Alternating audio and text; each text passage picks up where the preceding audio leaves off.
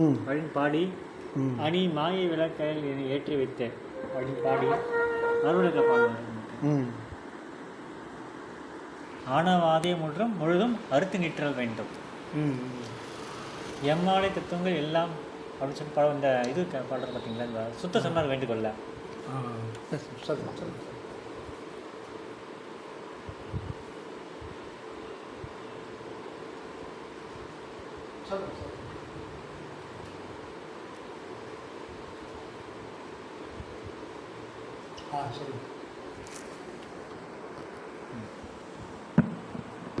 அந்த ஆணவ மலம் தான் அந்த ஃபுல்லாக அந்த மூல மலத்தை தான் சொல்லுவாங்க.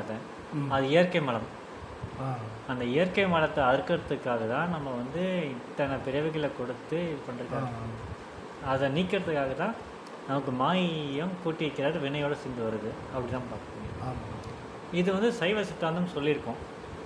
ஆல்ரெடி சைவ சித்தாந்தம் மும்மலம் சொல்லுவாங்க. ஆணவம், கண்மம், மாயை, மாமாய், துரோதைன்னு சொல்லுவாங்க. ஆனால் மெயினாக இந்த ஆணவ மலத்தை ஒழிக்கிறதுக்காக தான் தனு கரண புவன போகங்களையும் கொடுத்து இதை நீக்கிறதுக்காக தான் அது. அதனால தான் வந்து மாயை முதல்ல நீங்கிடும், வினை நீங்கிடும். ஆனால் ஆணவம் வந்து கடைசியாக அருளால் மட்டும் தான் நீக்கப்படும் சொல்லுவாங்க பெருமானார். ஆணவம் வந்து அருளால் தான் நீக்கப்படும். கரெக்டாக.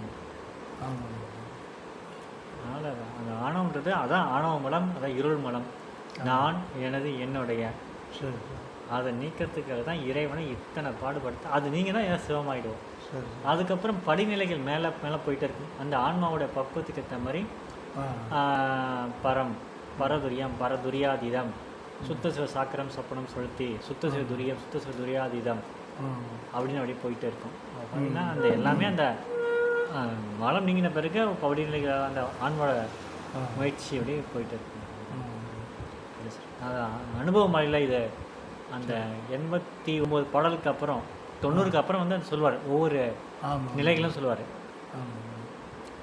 பர சாக்கிரம் சொப்பனம் சொலுத்தி, குரு சாக்கிரம் சொப்பனம் சொலுத்தி, குரு துரியம், குரு துரியாதீதம், சுத்த சிவ சாக்கிரம் சொப்பனம் சொலுத்தி, சுத்த சிவ துரியம், சுத்த சிவ துரியாதீதம், அருள் ஜோதி, அர்ப்பன் ஜோதி அப்படின்னு சொல்லிகிட்டே போவாங்க. ஏன்னா இது எல்லாமே அந்த தற்போதம் நீங்கின பிறகு தான் கிடைக்குங்க. அப்படிதான் பெருமாள் பாடுவாங்க. ஆணவம் நீங்க அதுக்கப்புறம் அனுபவம் தான். ஆணவ வளர்த்தன அது நடுவில் நீங்கிடும். நடுவில் வந்து திருவருளால் அருள் நீங்கப்படுவது. நீங்கப்பட்ட பிறகு அது மேலே அதனால் ஆணவ மலம் சொல்லுவாங்க. ஆணவம்னா ஆணவம் நான், எனது, என்னுடைய. நான், எனது, என்னுடைய, ஐ, மீ, மை செல்ஃப். அதை நீக்கிறதுக்காக இந்த அளவுக்கு இறைவன் பாடுபடுறாங்க. நம்ம அதை வச்சுட்டு தான் நம்ம இன்னும் வந்து சுற்றிட்டு இருக்கோம்.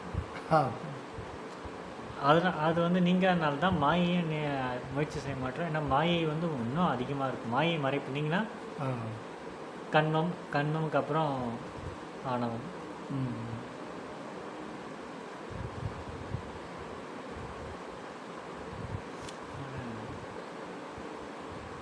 எல்லாமே அப்படி தானே. இப்போ நம்ம ஒவ்வொரு செயலையும் நம்ம நான், எனது, என்னுடைய அந்த தற்போதன்றதை நம்ம செயலை செய்கிறோம்.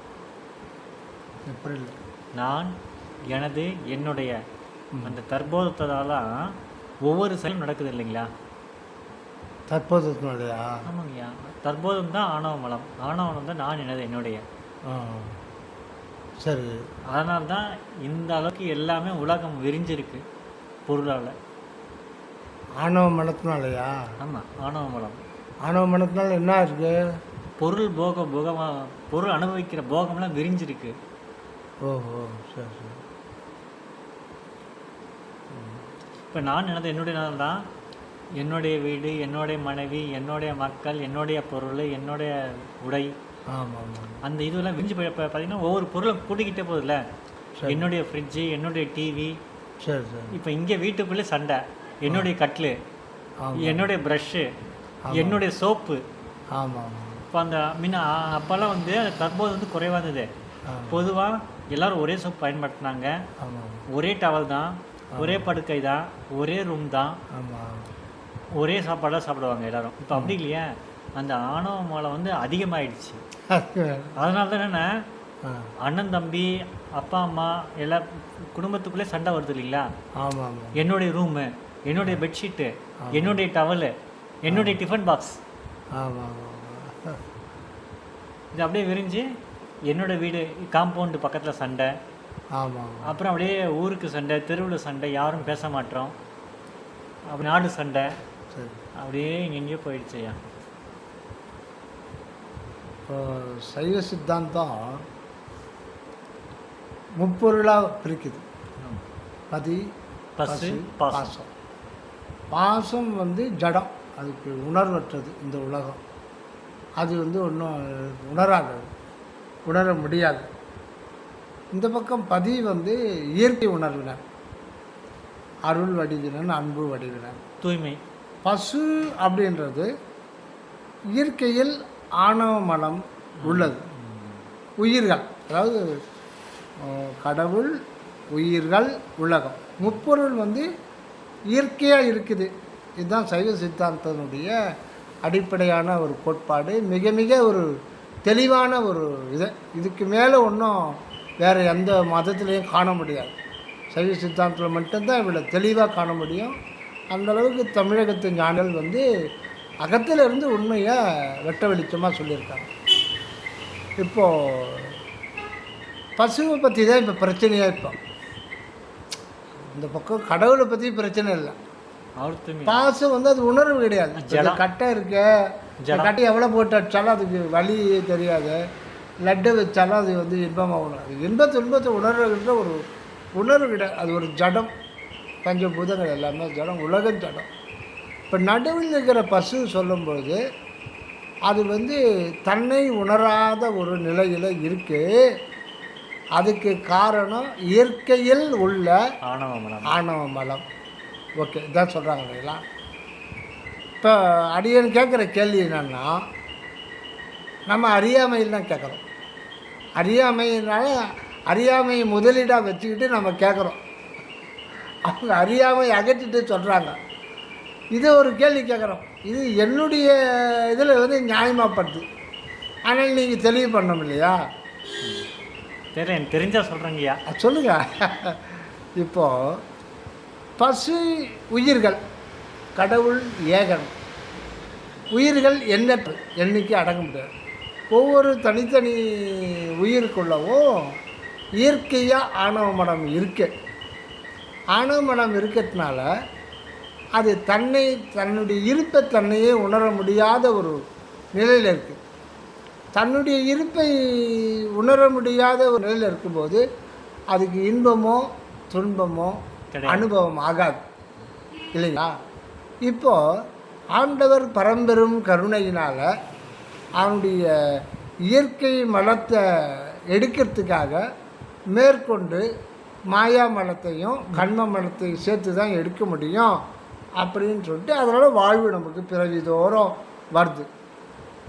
படிய என்ன கேட்குறேன்னா, இப்போது இயற்கையில் எப்படி கடவுள் இருக்கிறாரோ அதே அனாதியானவரோ அதே மாதிரி பசுவும் பாசமும் அனாதியானது. இது அவங்க சொல்கிறது, ஞானிகள், நம்ம ஞானிகள் சொல்லியிருக்கு. இதில் பிரச்சனைக்குரிய ஒன்று எதுன்னா பசு ஆகிய நாம தான், உயிர்கள் எண்ணற்றவை. இப்போ எனக்கு வந்து அப்போ தேகம் கிடையாது. அவங்க சொல்லுங்க ஆணவ மலம் மட்டும் இருந்தப்போ எனக்கு பௌதிக உடம்பு கிடையாது, மனம் கிடையாது, இந்த உலகமே பிரபஞ்சமே இல்லை.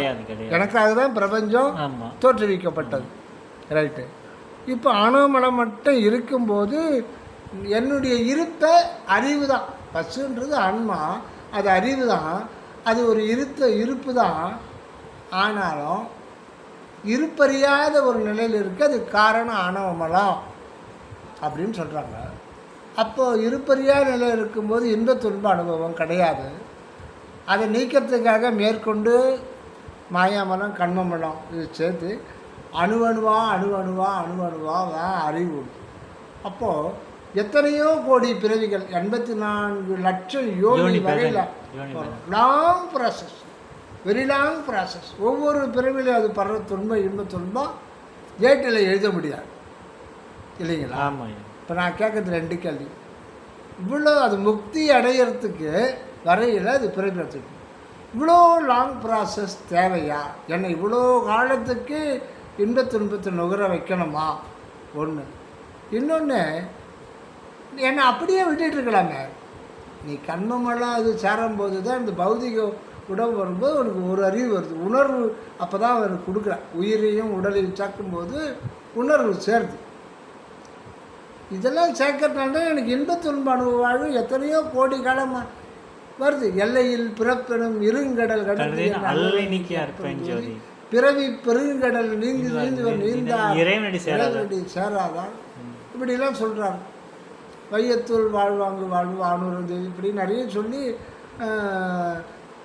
என்ன சொல்கிறாரு பல இடத்துல திருவள்ளுவர் சாபமே. நீ இப்படி இல்லைன்னா நீ மனிதர்களில் பதர், நீ உருப்பட மாட்ட, தேர மாட்ட, நரது தான் போக அப்படின்லாம் நிறைய சாபம் வருது. ஞானிகள் நிறைய கொடுக்குறாங்க. அப்படி இருக்குது. சரி, எனக்கு இந்த பௌதிக உடம்பும் உயிரும் இந்த சிற்றறிவும் இல்லை, எதுவுமே இல்லை. நான் பழையபடி இல்லாமலே இருந்த ஒரு நிலையில், உணர்வற்ற நிலையில் ஜடம் போல் இருந்ததுன்னு சொல்கிறீங்களா? அப்படியே விட்டுட்டு இருக்கலாமே. அதான் தெரியல. ஏன் தெரியுங்களையா, நம்ம அந்த நிலைமைக்கு போகும்போது தான் நமக்கு புரிய வரும். அதை வேணாம். இப்போ நம்மளே தூங்குறேன்னு வைங்க, தூங்குறேன். தூங்கும் பொழுது எனக்கு வந்து நான் சத்த நிலை தான், நான் சத்த பிணம் தான். ஒரு பிணம் இருக்க, ராத்திரி 10 மணிக்கு செத்து போச்சு, வயசான ஆள். பக்கத்தில் பொண்ணுங்க அந்த தெருக்கிறவங்க பார்த்துக்கிறாங்க. அவங்க சம்சாரம் அந்த அம்மாவுக்கு 1 வயசு 2 வயசு தான் வித்தியாசம். கொஞ்ச நேரம் அழுதுது, 2 பேரும் வயசானவங்க. 1 மணி 2 மணிக்கு ராத்திரி தூக்கம் வந்துடுச்சு. இப்போ 2 பேருக்கு என்ன வித்தியாசம்? கணவன் ஒன்றுமே இல்லை, தூக்கம் போயிட்டான். இதுவும் சூன்யம், இதுவும் சூன்யம். ஆனால் அந்த பக்கத்தில் இருக்கிற பணத்துக்கு திரும்பி வராது, அதனால் அதை புதைக்கணும். இது எழுந்துக்கும். இது உணர்வு திரும்பி வரும், அதனால் இது புதைக்க மாட்டாங்க. அவ்வளோதான், அது அடுத்த கதை.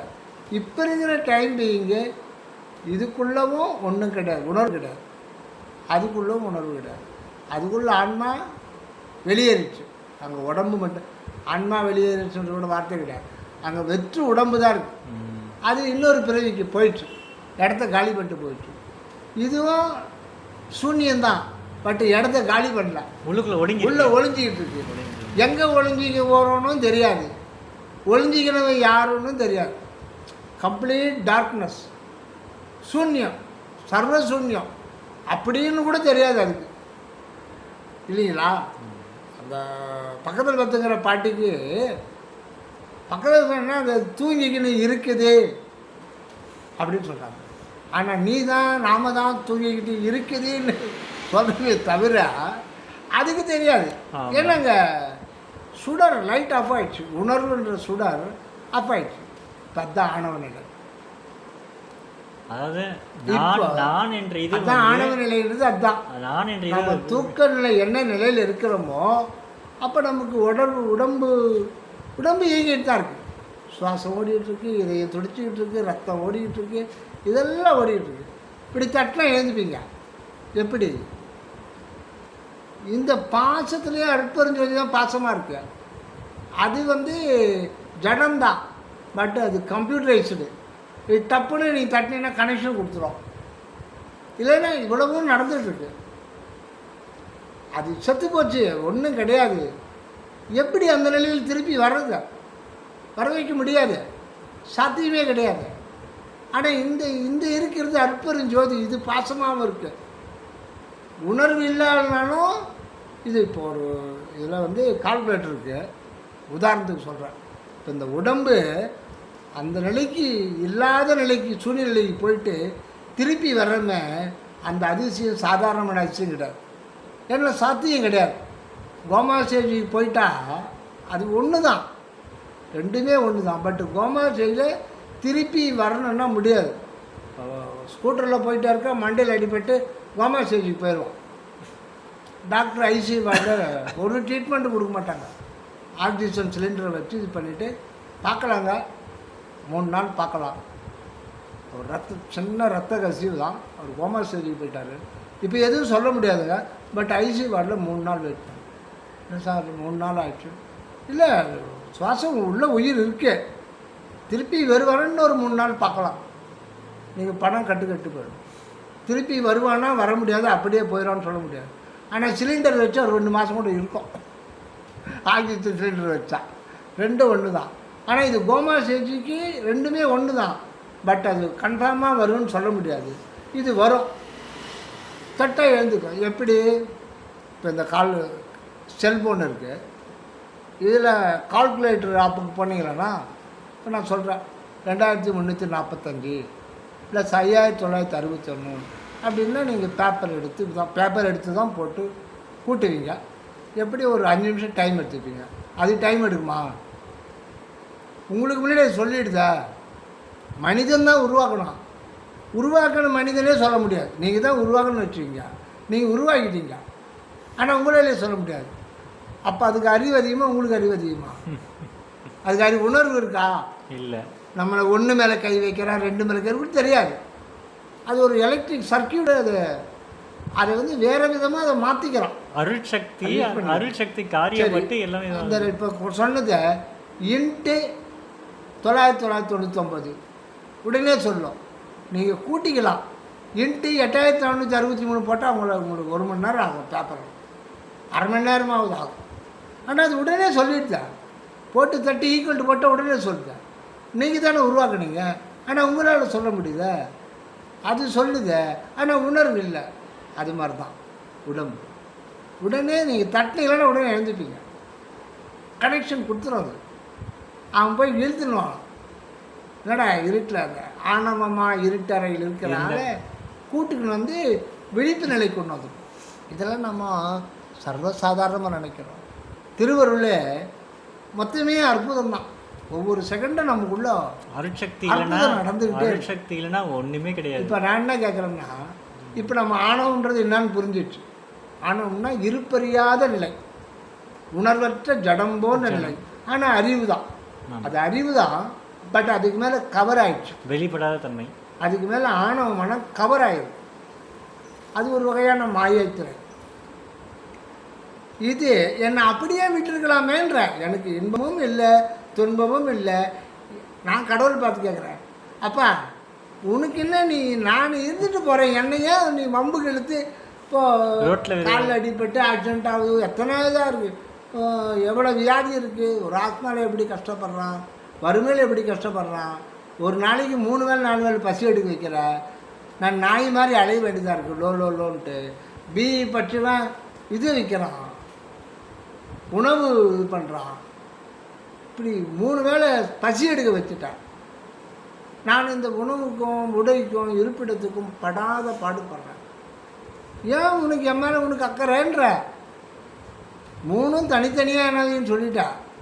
நீ ஏன் மேலே ரிஸ்க் எடுத்த? என் மேலே உனக்கு என்னத்துக்கு அக்கறை?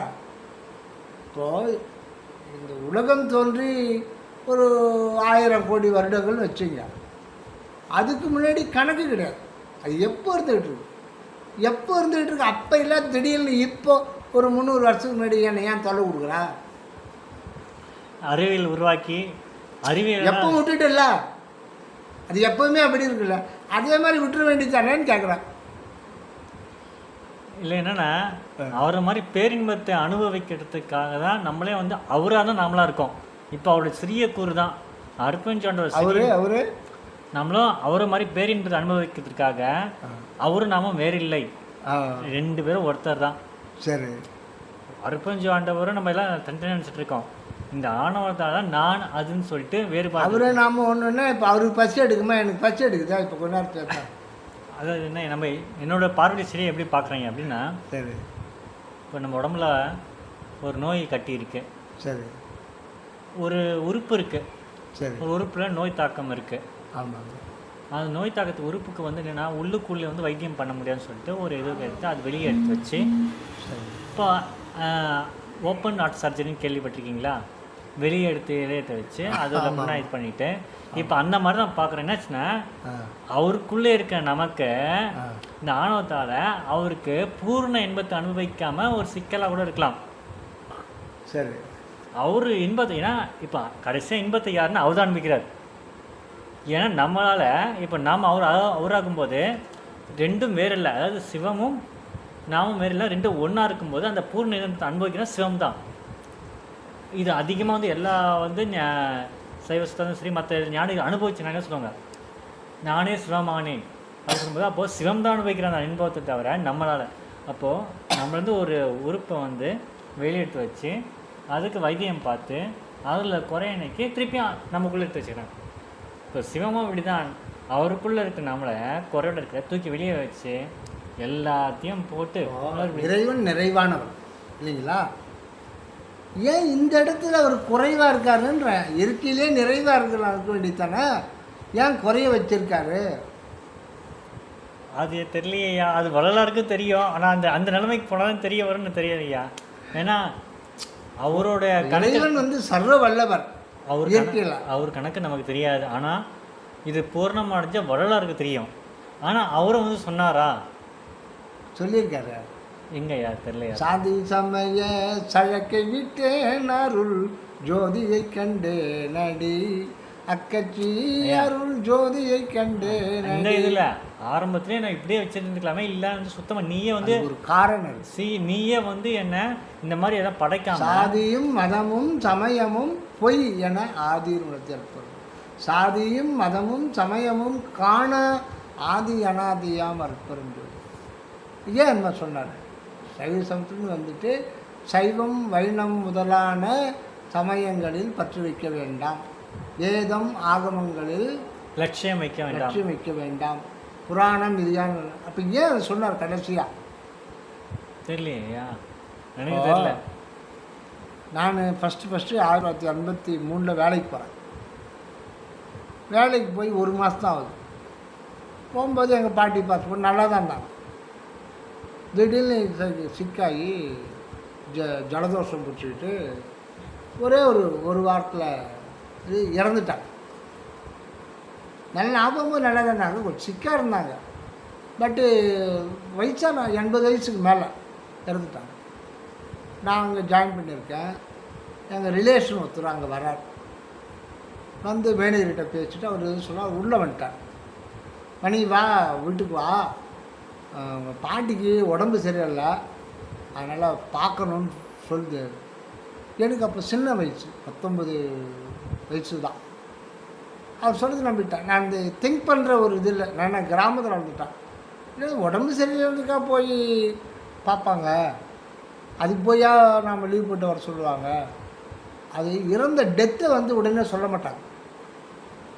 இப்போ எனக்கே உதாரணமாக நான் ரோட்டில் போயிட்டுருக்கேன், ஒரு ஆக்சிடெண்ட் ஆகிப்போச்சு. ஆக்சிடெண்ட் ஆகி லாரி ஏறி இறங்கிடுச்சு. எங்கள் இங்கே இருக்கிற ஃபோன் எடுத்து லிங்க் பண்ணுறாங்க, நீங்கள் யாருங்கன்னா ஒய்ஃபுங்க. ஒன்றும் இல்லைங்க, இந்த ஸ்டோருக்கு எதிர்க்க மெயின் ரோட்டில் உங்கள் வீட்டுக்காரர் ஏதோ ஒரு இது காலில் அடிபட்டுச்சு, கொஞ்சம் வந்தீங்கன்னா ஹாஸ்பிட்டலில் சேர்த்துடலாம். அப்புறம் கொஞ்சம் மறுபடியும் உடனே பதறிடுச்சுன்னு ஒய்ஃப் ஓடியாரு. உடனே சொல்லக்கூடாது, இந்த மாதிரி ஏறி இறங்கிடுச்சுன்ற உண்மையை உடனே சொன்னால் இவங்களுக்கு உடனே போயிடும். உடனே ஒரு குறிப்பிட்ட இதுக்கு மேலே தான் உடனே உயிர் போயிடும். அது எதையுமே மெதுவாக தான் சொல்லணும். அது மாதிரி எங்கள் பாட்டு வரும்போது இந்த மாதிரி கொஞ்சம் உடம்பு கொஞ்சம் அசௌகரியமாக இருக்காங்க, உன்னை பார்க்கணும் அப்படின்னு ஒரு ஆசைப்பட்டாங்க. இன்னும் கூப்பிட்டு வரேன் அவங்க ராணிப்பேட்டையிலேருந்து. அப்புறம் தெரு வரையில் எதையும் சொல்ல, தெரு முனையில் நான் வரேன், தெருவில் எல்லாம் கூட்டமாக இருக்கும். அப்போ தான் நான் புரிஞ்சுக்கணும், அடடா பாட்டி வந்துட்டாங்க. அப்போ வயசு அப்போ தான் கோர்ஸ் முடிச்சுட்டு சொல்கிறேன். எதுக்குன்னா ஒரு முறை இருக்குது, பட்டுன்னு அதிர்ச்சியானதுன்னா அந்த கேட்குற உயிரும் போகிறதுக்கு வாய்ப்பு இருக்குது. அது மாதிரி எத்தனையோ உயிர் போயிருக்கு. எதுக்கு சொல்ல வந்தோம் சொல்லுங்கள்? சாதி சமய சழக்க விட்டு நடி. அதாவது அதனால்தான் சன்மார்க்கம்னா அது உலகம் ஏற்றுக்கொள்ளாது. சைவத்தில் கடும் பற்றுள்ளவங்க தான் இருக்காங்க. இப்போ நீங்கள் திருப்பதி கண்ணாண்ட போயிட்டீங்கன்னா நாமக்கார தான் பார்க்க முடியும். ஆமாம், நாமம் போடுறவங்க பட்டை அடிக்கவே மாட்டாங்க, அவங்க ஏகதேக வழிபாடு. விஷ்ணு கோயில்களில் பெரும்பாலான விஷ்ணு கோயில்களில் போனால் போதுன்னு பிள்ளையார் மட்டும் வச்சுருப்பாங்க. சிவலிங்கத்தையோ முருகரையோ பார்க்க முடியாது, ஏற்றுக்க மாட்டாங்க. ஆனால் சிதம்பரம் போனீங்கன்னா சிதம்பரம் நடராஜரே சொன்னது தான். பக்கத்தில் கோவிந்தராஜர் பார்த்தீங்கன்னா எவ்வளோ பேர் வச்சுருக்காங்க, எவ்வளோ பெரிய அது ஒரு கருத்து அல்ல, தத்துவம். இந்த நடராஜருக்கு முன்னாடி நீங்கள் உங்களுடைய அனுபவம் வந்து அதான் ஓங்கார அணை அனுபவம் தான் வரும். ஆன்மா அனுபவம் அதான் ஓங்கார அணை மீது நான் இருந்த தருணம் உவந்தனது மணவாளர் சிவந்த வடிவகன்று ஈங்கார பள்ளிக்கொடின்னு நடராஜர் வடிவம். முதல்ல உங்களுக்கு வந்து ஓங்கார அனுபவம் தான் ஏற்படணும். அந்த ஓங்கார அனுபவத்தை குடிக்கிறது தான் விஷ்ணு.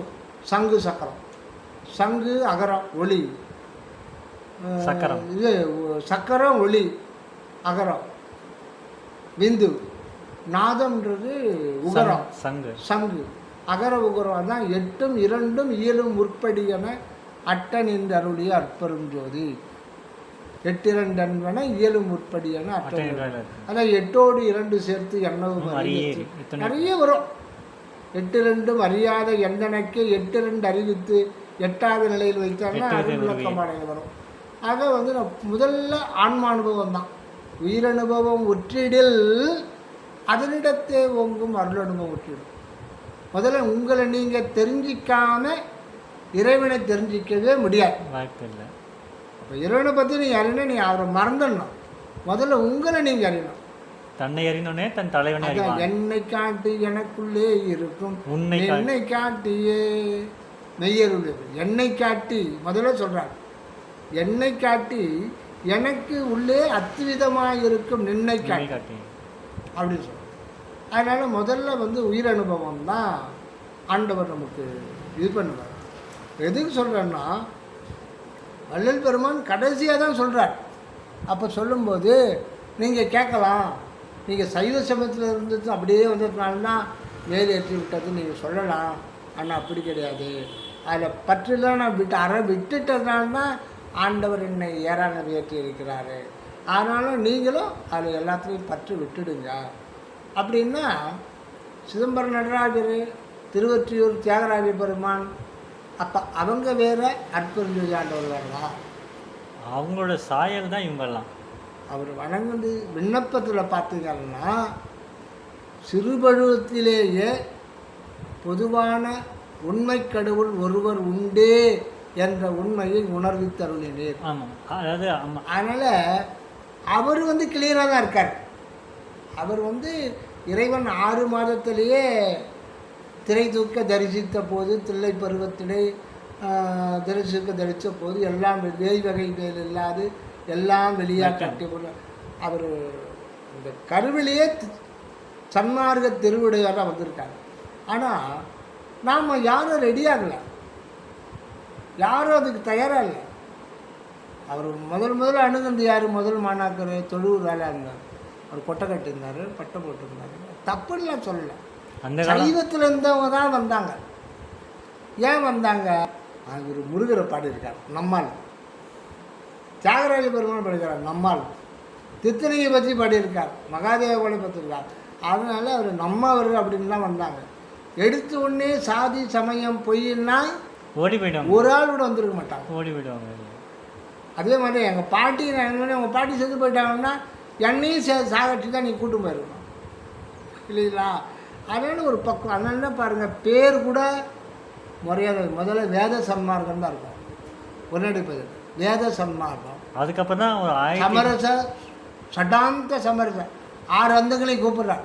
வேதாந்தம், சித்தாந்தம், நாதாந்தம், போதாந்தம் எல்லாமே வாங்கப்பா, எல்லாம் இங்கே இது வாங்கப்பா, தனித்தனியாக இருக்காங்க எல்லாமே இங்கே. அதனால தான் சடாந்த சமரசத்துவ சன்மார்க்கம். அப்புறம் வந்து எல்லாம் கொஞ்சம் கொஞ்சமாக நிறைய சடாந்தன்றார். அப்போ நமக்கு தேவையான அங்கே இருக்கு, இன்னும் தெரிஞ்சிக்க வேண்டியதுலாம் அதில் இருக்குது. 6 அந்தமும் நம்ம தெரிஞ்சுக்கலாம். வேதாந்தம் நீங்கள் போய்ட்டால் வேதாந்தத்தை பற்றி தான் தெரிஞ்சுக்க முடியும், வேறு சொல்ல மாட்டாங்க கருத்து. சித்தாந்தத்துக்கு போனால் சித்தாந்தம் மட்டும் தெரிஞ்சுக்க முடியும். இங்கே வந்தால் எல்லாத்தையும் தெரிஞ்சுக்கலாமே. வந்தாங்க ஆளுங்க சேர்த்தாங்க, வெறும் சடாந்தத்துக்கு ஏறாங்க. சமரசம் சுத்த சிவசன்மார்க்கம் தான். சிவத்தை முதல்ல எடுக்கலை. சிவனுடனே நம்ம ஞானிதம்மா இதெல்லாம் வந்து உயர்ந்த ஒரு நிலையில் கொண்டு போகிறாரு. எல்லோரும் நிறைய பேர் வந்தாங்க, இல்லைன்னா ஆள் வந்தே இருக்க மாட்டாங்க. எப்படி கோத்து வாங்கியிருக்காரு. அப்புறம் விண்ணப்பத்தில் பார்த்தா சிவ எடுத்துடுறார். பாடலில் கூட வரும். ஆனால் விண்ணப்பத்தில் சுத்த சன்மார்க்கத்தின் முக்கிய தடைகளாகிய சமயங்கள், மதங்கள், மார்க்கங்கள் என்பவற்றின் ஆசார சங்கற்ப விகற்பங்கள் இதை வந்து நீங்கள் முதல்ல சொல்லியிருந்தா யாரானா வந்திருப்பாரா? யாரும் வந்துருக்க மாட்டாங்க. இவருக்கு மட்டும்தான் சன்மார்க்கத்தை வச்சிருக்கோம். ஆக இறைவன் ஒரு பிளானோடு தான் நடத்திட்டு இருக்கார். சரி, அதுக்கும் இந்த ஆணவ மலத்துக்கு என்ன தெரியலையா? நீங்களே சொல்லுங்கள். அதுதான் வரலாறியான்னு சொல்கிறாங்கன்னா, சைவம் தான் உலகத்தில் உண்மையை உள்ளபடி சொன்னவங்க ஞானிகள். நம்ம நாட்டு சைவ ஞானிகள் பழமையானவங்க. 10,000 20,000 30,000 வருடங்களுக்கு முன்பு பழமையான இவங்க அகத்தில் போய் எப்படி போனாங்கன்னா புறத்திலிருந்து தான் போனாங்க. அப்படி தான் இறைவன் விதிமுறை செஞ்சான். தேக நிலையில் தான் இருந்தான். இப்போ மாணிக்க வாசகர் 16 வயசுலேயே வேதாகமெல்லாம் கருத்தள்ளிட்டாங்க. அவர் ஆரம்பத்தில் நம்ம மாதிரி ஒரு தேக உணர்வோடு தான் இருந்தார். ஆனால் பல பிறவிகளில் அந்த அனுபவத்தை சேகரித்து வந்திருக்கார். உடனே ஒரு ஞானியாக இருந்தார். இப்போ மாணிக்கவாசகர் ஒரு மிகப்பெரிய சைவத்தில் அவர் தான் மிக உயர்ந்த நிலை அடைஞ்சார்னா, அது ஒரு 10-20 பிறவிகளில் அவர் ஒரு ஞானியாக, ஒரு யோகியாக, ஒரு அடியாராக, ஒரு பக்தராக, ஒரு சரியை கிரியை யோகம் எல்லாம் ஃபாலோ பண்ணிட்டு தான் இந்த நிலைக்கு வர முடியும். அது மாதிரி தான் வரலாறு வந்திருக்க முடியும். எடுத்த உடனே சடாலும் வர முடியாது. இப்போ நாம் வாயில் சொல்லிடுறோம் ராத்திரி பகல், டே நைட்டு, அப்படியே நடக்குது. ராத்திரி போகிறதுக்கு எவ்வளோ நேரம் ஆகும்? 3 மணிக்கே அதிகாலைன்னு சொல்லிடுறோம். சூரியனே வரல, ஆனால் பேர் 3 மணிக்கு அதிகாலை. அப்புறம் 4 மணிக்கு 4:05 வரல பறவைகள்லாம் கூத்துறது. அது தெரிஞ்சுக்குவது, அதுக்கு உணர்வில் சூரியன் வரப்போகுதுன்ற ஒரு சந்தோஷம். அப்புறம் விடியற் காலைன்னு பேர் மாறுது. அதிகாலையில் விடியற் காலை பேர் மாறுது. அதுக்கு ஒரு 1.5 மணி நேரம் டைம் எடுத்துக்குது. அப்புறம் இளங்காலை, அப்போ தான் சூரியன் உதிக்குது. அது உதிக்கிற டைம், அதுக்கு தனி காலம், உதிக்கிற டைம். அப்புறம் இளங்காலை, அப்புறம் காலை, நண்பகல், அப்போ தான் தலைக்கு மேலே வருது, அப்போ தான் நண்பகல் பேர் வைக்கிறோம். அப்புறம் மதியானம் சாயரட்சை, இப்படி வருது இல்லை, இவ்வளோ தான் கடந்தது. ஆனால் டே அண்ட் நைட், உனக்கு நைட் ஷிஃப்ட்டுப்பா, உனக்கு பகல், ஒரே ஒரு செகண்டில் முடிச்சிடணும். ஆனால் அப்படி நடக்கலை இல்லையா? அதே மாதிரி தான் ஒரு ப்ராசஸில் தான் கொண்டு போக முடியும். எதையுமே உலக வழக்கம் டப்புன்னு திருத்திட முடியாது. அது ஒரு பரிணாமம் இருக்குது. அப்போ தான் அதை ஏற்றுக்குவோம். அந்த மாதிரி ஒரு நிலை இருக்குது. இப்போ நாம் மேட்ருக்கு வருவோம். நான் எப்படி இருந்தேன்னா அப்படியே விட்டுருவேன். சப்பா நடராஜா, இது ஒரு காலக்கோடு, ஒரு கற்பனை பண்ணுங்க. ஒரு காலக்கோடு, ஒரு கோடு போகிறது. இந்த பக்கம் ஒரு 1000 கிலோமீட்டர் போதும் அந்த கோடு. இப்படி ஒரு அம்புகுறி மார்க் போகிறது. போட்டு 3 புள்ளி வைக்கிறீங்க. தொடரும். அது போயிட்டு தான் இருக்கணும். 3 புள்ளின்னா கண்டினியூஸாக போயிட்டு தான் இருக்கும். காலம், இறந்த காலம் முடிவே இருக்காது. இப்படி ஒரு கோடு போடணும் இல்லைங்களா? அதுக்கு ஒரு சின்ன அம்புகுறி மார்க் போட்டு 3 புள்ளி வைக்கணும்னா அதுக்கு எண்டு கிடையாது. இறந்த காலத்துக்கு அது என்ன ஒரு 1000 லட்சம் கோடி காலம் வரையில் எதிர்க்கணும்னா அப்போ அது கூட முடிவு வந்துடுது இல்லையா? என்றைக்கு இருக்கும்போது அந்த காலக்கோடு முடியவே முடியாது. அப்போ 2த்துக்கும் காலக்கோடு நீங்கள் போர்டில் போடுறீங்க. சென்டராக ஒரு கோடு போடுறது, சென்டராக ஒரு கோடு. அது எவ்வளோன்னா அதனுடைய லென்த்து 1 mm, 1 மில்லிமீட்டர் அளவு இருக்குது. அந்த மில்லிமீட்டர் அளவு எதுன்னா இதுவரையில் பிரபஞ்சம் தோன்றி இன்னைக்கு வரையில் விளங்குகின்ற காலம்தான் 1 மில்லிமீட்டர் திக்னஸில் இருக்குது. அப்போ இதுக்கு முன்னாடி இருந்த காலம் எவ்வளோ? நாம் எத்தனையோ கோடி காலமாக இருக்குமா. மனித பிறவி மட்டும் 40 லட்சம் வருடங்களாக மனித இனம் தோன்றியிருக்கு. அப்போ நாம் 1000 ஆண்டுகளாக மனித பிறவியில் மட்டும் வந்துட்டு 200 300 பிறவிகள் ஆகுது. ஒரு கண்ணில்லாத பிறவியிலேயே கண்ணில்லாத ஒருத்தரை பார்த்து ஐயோ பிடிக்கிறார் நடிக்கிறார். ஆனால் நீங்கள் அதை கடந்து வராமல் இப்போ வர முடியும். 2 காலம் இல்லாமல் ஒரு பழகில் சக்கரத்தை தடுத்து போகிறாரு. ஐயோ பாவமாக இருக்கு, இப்படி எவ்வளோ கஷ்டப்படுறாரோ, பிறவிலேயே ஊனம் போலக்குத, நீ அதை கடமை நீ வர முடியாது. ஒவ்வொன்றுமே சாப்பாட்டுக்கு பற்றிய பிச்சை எடுக்கிறாங்க, நம்ம போடுறோம். ஆனால் அடுத்து நீங்கள் பேக்கில் உங்களுக்கு தெரியணும் அது கடந்து வரும். அப்போ தான் ஃபோர்ஸே வரும். இறைவன் நினைக்கணுங்க, யாரோ அது முயற்சி இல்லாத போட்டாட்டும் அது கடந்து நீங்கள் வந்திருக்கீங்க. அப்படி இல்லைன்னா இறைவன் பாரபட்சம் உடையவர் ஆகிடுவார். அவனை மட்டும் பிச்சுக்காரனா பட்டு உன்னை மட்டும் வசியப்பட்டு அவனுக்கு மட்டும் இந்த பிறவியில் காலே ஒரு பிறவியில் பிறவியே ஊனமாக இருக்குது. அப்போ உனக்கு இல்லைன்னா பாரபட்சம் ஆகிடும். எல்லாருக்கும் ஒரே மாதிரி தான். ஆனால் அதெல்லாம் நம்ம எதை பார்த்து எந்தெந்த உயிர் கஷ்டப்படுதோ இறக்கப்படணும். இன்னொன்று அதே நேரத்தில் நாம் அதை கடந்து வந்திருக்கோம் அப்படின்றது நமக்கு தெரியாது. பட்டு அதை கடந்து வர முடியாமல் அந்த நிலைக்கு வர முடியாது. அப்படி வருதுன்னா இறைவன் நீதி இல்லாமல் ஆகிடும். எல்லாருக்கும் ஒரே மாதிரி ப்ராசஸ் தான், அதே பாதையில் தான். இப்போ நான் கேட்குறது, இவ்வளோ நெடும் பாதை தேவையா? இவ்வளோ காலம் தேவையா? ஏதோ ஒரு காக்கா, குருவி, பாம்பு, மாடு, யானை, மனித பீரியடில் 6 பேர் விட்டு ஒரு ஷார்ட் பீரியடில் 1 லட்சத்தில் கூட பரவாயில்ல வச்சுக்கோ. எத்தனையோ கோடி வருஷம்னா 300 கோடி வருஷமாக உயிரினங்கள்லாம் நான் வாழ்ந்து வந்திருக்கான். இறக்கவில்லையா உனக்கு? வடிவேல் சொல்லலாம். அப்போ நம்ம நடராஜ பெருமானை பார்த்து கேட்குறோம், இறக்கவில்லையா உனக்கு? அவர் கேட்பாரு, என்ன ஒருமையில் பேசுகிறாங்க, என்ன இப்படி சித்திரவதை பண்ணுறிய? நான் இங்கே பிறக்க போகிறேன், நான் எதுவும் பிளான் பண்ணலையே, எல்லாத்தையும் விட்டுடுங்க. ஆணவம் பற்றி இப்போ ஆடு மாடுதான் ஆணவம் பற்றி தெரியுமா? இப்போ எங்கள் பாட்டிக்கு ஆணவ மனம் மாய மனம் தெரியாது. ஆனால் நாமளும் அதில் ஒருத்தர் தான். அப்படி தான் இருந்தோம், அப்படியே இருப்போம். இப்போ எனக்கு எதுவும் தெரியாது. நான் பிறந்த டேட்டு 1964 பிறந்தேன்.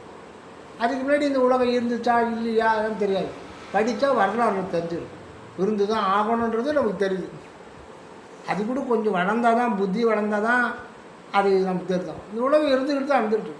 எத்தனை பேர் ஆட்சி பண்ணியிருக்காங்க, எத்தனை பரிணாமமாக இருக்குது. கற்காலம் முதல் கொண்டு ஆடையின்றி தெரிஞ்ச காலம் கொண்டு எப்படியோ பரிணாமம். ஆற்றங்கரையில் வாசம் செஞ்சான், இப்படிலாம் பரிணாமம் ஆகிட்டு வரும். ஏன் 100-200 வருஷத்துக்கு முன்னாடி எடுத்துங்க, மனிதன் எப்படி இருந்தான், இப்போ மாதிரியா இருந்தான்.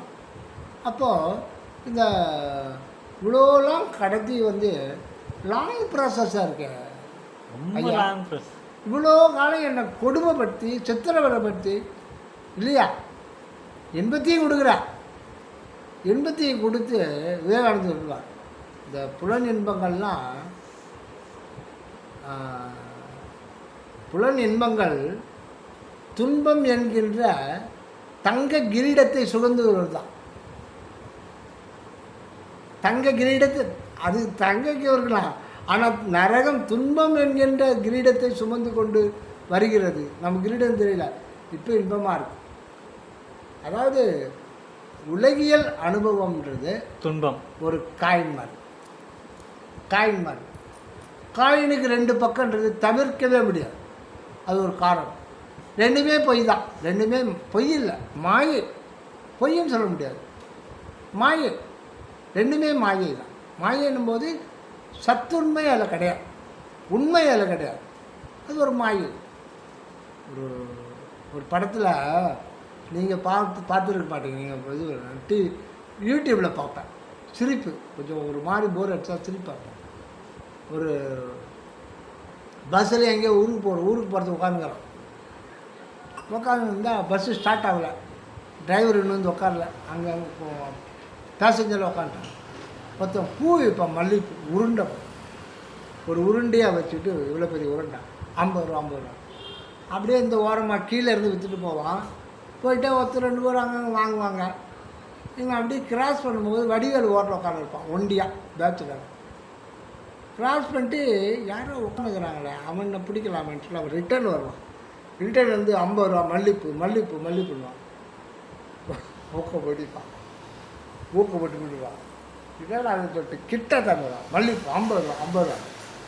வேணாயா வாங்கிட்டு போங்க, வாங்கிட்டு போங்க.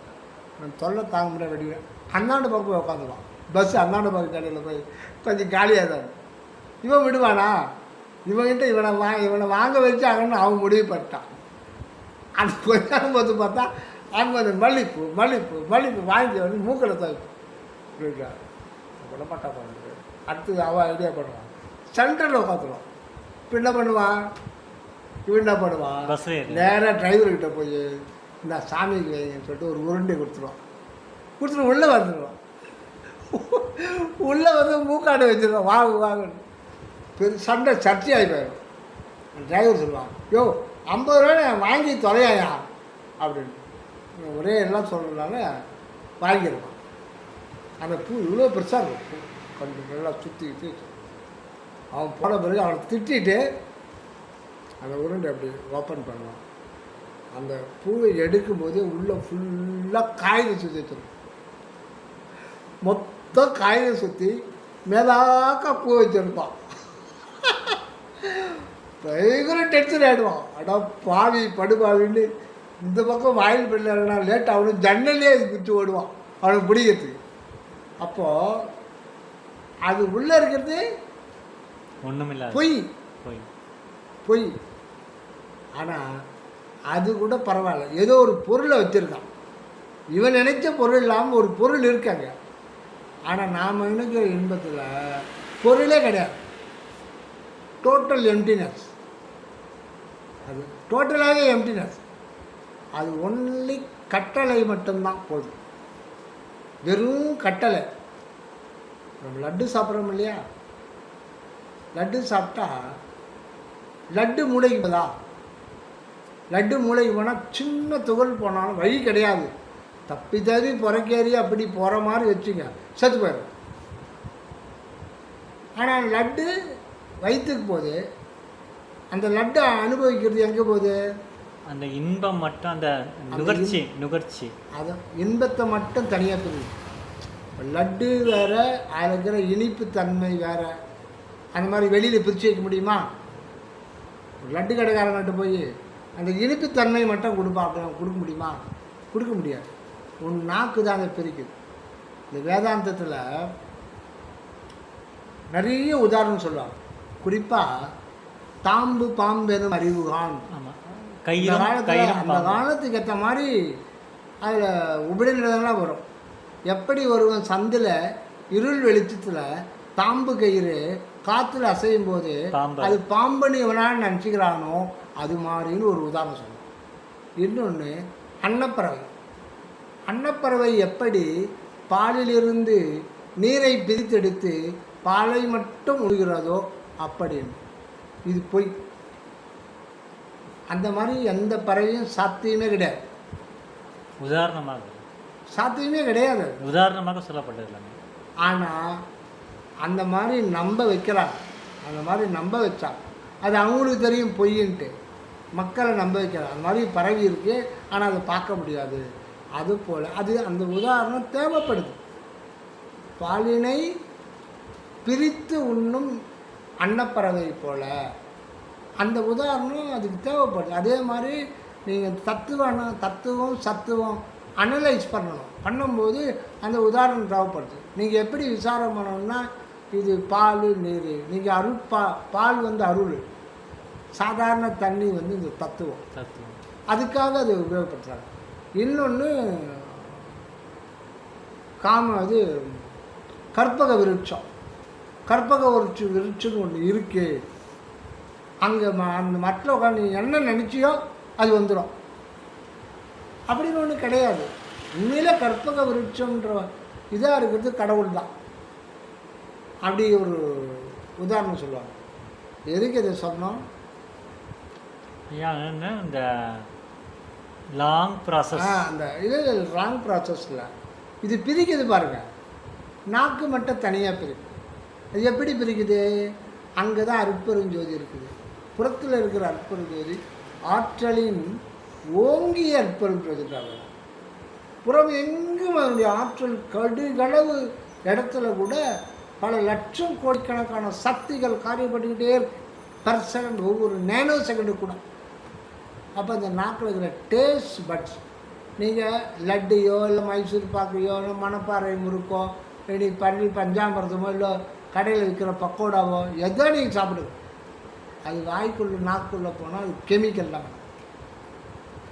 நாக்குக்கு அது லட்டுன்னு தெரியாது, நீ எந்த பேரான வச்சுங்க, அது ஒரு கெமிக்கல். அதுக்கு இந்த கெமிக்கல் நாக்கில் இருக்கிற டேஸ்ட் பட்டோட அதில் வந்து கிட்டத்தட்ட ஒரு 4000-5000 டேஸ்ட் பட் செல்ஸ் இருக்குது. அப்படியே இதுக்கு உங்களுக்கு பிளான்ட் செல்ஸு, அந்த செல்ஸு தனித்தனி செல்ஸு, அது அவுட்டர் வாலில் சில புரோட்டீன் இதுவும் அந்த புரோட்டீன் கவரும் புரோட்டீன் பாலும் இதுவும் போய் கெமிக்கல் ரியாக்ஷன் ஆகி அதை வந்து சிக்னலாக மாற்றுதான். என்ன signal? Electrical signal, electro chemical signal. மிச்செல்லாம் எலக்ட்ரிக் சிக்னல் தான், இது மட்டும் எலக்ட்ரோ கெமிக்கல் சிக்னல். கெமிக்கல் உள்ள போல, அதுக்கு பேர் அவங்க சயின்டிஸ்ட் சொல்கிற எலக்ட்ரோ சமிஞ்சை, அவ்வளோதான். போடானே சொல்ல மாட்டான். கண்ணில் சைகை காமிக்கணும். இப்படி சைகை காமிச்சா நீ புரிஞ்சுக்கணும், வயசாக போயிடுவாங்க. அது கூட கிடையாது, அது ஒரு வேவ்ஸ், அவ்வளோதான். ஜஸ்ட் பாஸ் ஆகும். எது நீங்கள் சாப்பிட்ற லட்டு ஆசிட்டீஸ் அது பண்ணும், அது ஒத்தது தான் பாஸ் பண்ணும்.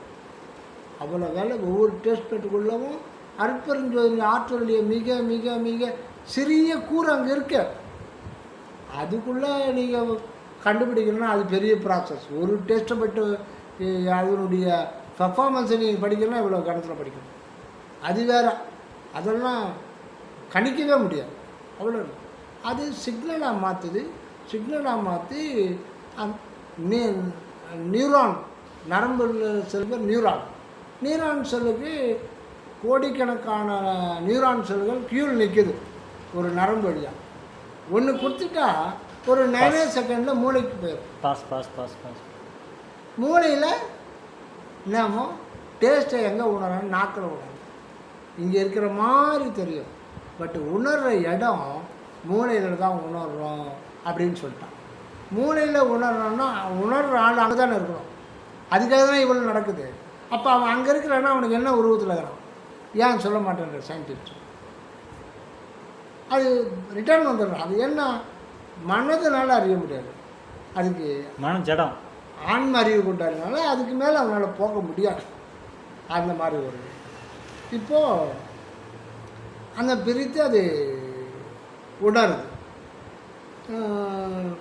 இப்படி இன்பம் நீங்கள் நியாயம், இதெல்லாம் நியாயமான இன்பம். தெரியல, உங்கள் காசு இருக்குப்பா, ஒரே ஒரு லட்டு கொடுப்பா, ஒரு நாள் கொடுக்க மாட்டேன், 1/2 கிலோ மினிமம் தெரியல ஒரு லட்டு ஏதோ போடுவோம். காசு இல்லை. அவன் அப்படி பார்த்துக்கும்போது திருடி எடுத்தால் அது கர்மாவாக, அவன் கஷ்டப்பட்டது இல்லையா? அப்போ ரெண்டுமே இன்பம்தான். நியாயமான இன்பம் காசு கொடுக்கணும், இது அநியாயமாக திருடி சாப்பிடணும். நியாயமான இன்பத்துக்கும் தண்டனை உண்டு, அநியாய இன்பத்துக்கு சொல்லவே வேண்டியதில்லை. நியாயமான இன்பத்துக்கு கூட நீ நியாயமாக சாப்பிட்றீங்க, இதே வேலையாகிறீங்க, உங்களுக்கு பணம் இருக்குதுன்னு சொல்லிட்டு சுகர் வந்துடும், எதனா ஒரு பிரச்சனை வரும் இல்லைங்களா? ஆக மொத்தத்தில் புலன் இன்பங்கள் நியாயம் அநியாயமாக பிரிக்கப்பட்டு அநியாயத்துக்கு அதிகமானவும் நியாயமானத்துக்கு குறைவாகவும், ஆக மொத்தத்தில் இன்பத்துக்கு மறுபக்கம் துன்பம் கொடுத்தே தீரும். இது பிரபஞ்ச விதி. ஏன்னா அந்த இன்பம் எதுக்காக கடவுள் கொடுக்குறாரு, துன்பம் எதுக்காக கடவுள் கொடுக்குறாருன்னா இதை வச்சு தான் உன்னை தட்டி எழுப்ப முடியும், அந்த இருளை உள்ளே இருக்கிற இருளை போக்க முடியும். இப்போ நான் கேட்குறது இதை விட்டுடுங்க, பேசிய சப்ஜெக்ட் விட்டுடுங்க. நான் எப்படி இருந்தேன்னா அப்படியே விட வேண்டியதுன்னா எனக்கு மேலே ஏன் நீ இறக்க வைக்கிற, என் மேலே உனக்கு ஏன் அக்கறை? அங்கே தான் பிரச்சனை, அங்கே தான் சன்மார்க்கமே வளரும். சன்மார்க்கமே இந்த கேள்வியில் தான் சன்மார்க்கம். அது ஆணவம் அல்ல. ஆணவம் இயற்கை தான், ஆணவம் அல்ல. அப்போ என்னதான் சொல்ல வர்றாரு வள்ளலாறு? அது வந்து சரவண சாமிகிட்ட போய் கேட்டிங்கன்னு அவர் சொல்லுவார். போய் என் பையன்கிட்ட கேட்டுக்க, திண்டுக்கல்ல டீட்டெயிலாக சொல்லுவார். இதுதான் இதை நீ ஏற்றுக்கிறீங்கன்னு எனக்கு எதிர்பார்க்கல. சொல்லுங்கய்யா, நீங்கள் சொல்லுங்கய்யா. எங்கள் பையன்கிட்ட போய் நீ கேட்டுக்க அப்படின்ட்டேன். இல்லை நான் அங்கே உட்காந்து சொல்லியிருக்கேன் அந்த விளக்கத்துக்கு. ஏன்னா சாதி மதமும் பொய்யே, சைவ மதம் இப்போ நடராஜ பெருமான் அற்பெருஞ்சோதி நடராஜ பெருமானே சொல்கிறார், இவ்வளோ காலம் சமய மதம்லாம் போட்டு ஒருத்தரை விட்டு அடித்து மடித்து சார்ந்தாங்க, வீணாகி போயினார். அதனால் இனியும் மக்கள் வீண் போகாதபடிக்கு சன்மார்க்கத்தை பரப்புன்னு அவரே சொல்லிடுறார். அதனால் அப்போது சைவம் தான் வந்து மிக உயர்ந்த மேக்சிமம் இன்னர் ட்ரூத்தை வெளிப்படுத்தாங்க. அது மறுக்கவே முடியாது. ஸ்ட்ராங்கான அடிப்படையான கடகாலை போட்டு கொடுத்துட்டாங்க. ஆனால் கடகால் மட்டும் போட்டால் போதுமா? பில்டிங் கட்டணும்ல, அந்த பில்டிங் தான் சன்மார்க்கம். கடகாலில் பில்டிங் கட்ட முடியுமா? கட்ட முடியாது. ஸ்ட்ராங்கான கடகால் போகிறோம்ல. இது 16 அடுக்கு மாடி கட்ட போகிறோம் வரலாறு. 16ன்றது ஞானம், ஞானத்துக்கு இது வந்து 16 சந்திரகலை, ஞானத்தில் ஞானம் 16 சந்திரகலை ஞானத்துக்கு இருக்குது. அப்படி இருக்கும்போது கட்டணம் அதுக்கேற்ற பில்டிங் ஸ்ட்ராங்காக இருக்குண்ணே. அதனால தான் சைவ சித்தாந்தம் நம்ம நாட்டில் தான் அந்த ஸ்ட்ராங்கான பில்டிங்கை கட்டி வச்சுருக்காங்க. நம்ம திருமூல நாயனார், திருவள்ளுவர், மணிவாசகர், எல்லா இன்னும் எத்தனையோ கணக்கற்ற ஞானிகள். மற்றதெல்லாம் ஒரே ஒரு புக்கு தான். இந்த சைவ சித்தாந்தத்தில் இந்த சந்தான குறவர்கள் 4 பேரும் சொல்லுவாங்க. அதில் ஒருத்தர் வந்து போனாருன்னா அவருக்கு பின்னாடி மாட்டு வண்டியில் எங்கேயாவது இந்த மடத்துலேருந்து எங்கேயாவது ஒரு இதுக்கு போனாருன்னா இந்த இதுக்காக இப்போது சைவத்தை பரப்புறதுக்காக போனாருன்னா அவருக்கு பின்னாடி ஒரு 10 மாட்டு வண்டி வருமா, வேத ஆகமங்களை ஏற்றிக்கிட்டு ஓலைச்சு விடுகிற அந்த காலத்தில் ரெஃபரன்ஸுக்கு அப்படி சொல்லுவாங்க. அப்போ அவ்வளோ இருக்க கொஞ்சம் நெஞ்சம் இல்லை எடுத்துகிட்டு போகல. அதனால் அவ்வளவும் படிக்கிறது சாறு பிழிஞ்சு அந்த சாரை எசன்ஸ் ஆக்கி அதை வந்து கான்சன்ட்ரேட் பண்ணி அதுக்கு மேலே சில இதெல்லாம் போட்டு நமக்கு புதுசாக கொடுத்துருக்காரு. நீங்கள் அதுக்கெல்லாம் போய் ஆராய்ச்சி பண்ணுறதுக்கு இப்போ நமக்கு காலம், அதனால் புதுசாக கொடுத்துருக்காரு. இது வந்து அது கடகால், இது வந்து 16 பள்ளிக்கு மாளிகை, இதில் எல்லாமே அதில் அடங்கிடுது. சரி, இந்த ஆணவத்தை பற்றி என்ன சொல்கிறாரு அப்படின்னா, ஆணவத்தை அவங்க பார்த்த கோணங்கிற ஆணவமடம் இயற்கை, ஆன்மாவுக்கு ஒரு உயிருக்கு ஆணவமல இயற்கைன்னா சரிதான், அது கரெக்ட் தான். இப்போ கேட்குறது, அந்த உயிர் மட்டும் என்ன பாவம் செஞ்சுது, அந்த உயிர் மட்டும் என்ன பாவம் செஞ்சதுன்னு கேட்குறேன். இப்போ கடவுளுக்கு ஆணவமலம் இருக்கா? அப்போ நீ மட்டும் என்ன புண்ணியம் செஞ்ச? ஏன் இயற்கை அப்படி படைச்சிருக்கு? இயற்கை ஏன் அப்படி படைச்சிருக்கு? பாரபட்சம் நியாயமா இல்லையா? உங்களுக்கு நியாயமாக தான் முதல்ல சொல்லு. எனக்கு ஏன் இயற்கையில் வந்தது? இல்லை நானாக தேடி பிடிச்சிக்கிறேன்னா தெரியாது. இல்லை ஆன்மா நான், உயிர் நானுன்னா என்னை நான் உருவாக்கிக்கன்னா கிடையாது. என்னை நான் உருவாக்க முடியாது. ஏன்னா அதுக்கான மூலப்பொருள் என்கிட்ட கிடையாது. ஆக உயிருக்கு மூலப்பொருள் உயிர்ன்றது சித்து. உயிர்னா சித்து, உயிர்ன்றது பசுன்னா அறிவு இருக்குது. அதுக்கு மேலே அது விளங்க முடியாத ஒரு நிலையில் இருக்கிற ஒரு இருள், அதை தான் ஆணவம் அப்படின்னு சொல்லிட்டாங்க. வேதாந்தத்தில் ஆணவம்ன்ற வார்த்தை வர இவங்க கரெக்டாக சொல்லியிருக்காங்க. அதில் ஒரு மாற்றம் சொல்கிறது தான் சுத்த சொன்னார். அதில் ஒரு சிறிய மாற்றம். அப்போ அது என்னன்னா, உயிர்ன்றது என்ன? அடிப்படையான ஒன்று. முப்பொருள் தனித்தனியாக இல்லை. முப்பொருளும் அற்பெருஞ்சோதி ஆண்டவர் சொல்கிறாராம், முப்பொருளும் ஒன்றதென்றால் வெண்ணி இல்லாது அந்த மூன்றும் ஒன்றாய் முடிந்தது. இதுதான் சுத்த சன்மார்க்கத்தினுடைய வித்தியாசமே இதுதான், வேறு எதுவும் இல்லை. பதி பசு பாசம் என பகர் மூன்றில் பதியினை போல், அந்த போல் அடிச்சிடுறார் வரலாறு. போல்லாம் கிடையாது, பதி. உங்களை போல ஒருத்தர் இருக்கான்னா அது மெய்ப்பொருளுக்கு, அந்த மெய்ப்பொருள் மட்டும்தான் இருக்கு. ஒன்றே சிவம் தான் என அறிந்தறியே தகுமறிவு. இயற்கையில் ஒரே ஒரு பொருள் தான் உள்ளது, அது மட்டும்தான் இருக்கு. அப்படி அறியது தான் ஞானம். அதனால் பதியினை போல் அப்படின்னும் பொழுது போல் என்ற வார்த்தையை வந்து கட் பண்ண. ஏன்னா போல்னா அதுக்கு நிகராக இல்லைங்களா? அப்போ திருமூலருக்கு தெரியாதா? திருமூலர் எவ்வளோ பெரிய ஞானி. அந்த ஒரு குறிப்பிட்ட மட்டும் ஆண்டவர் வெளிப்படுத்தணும்.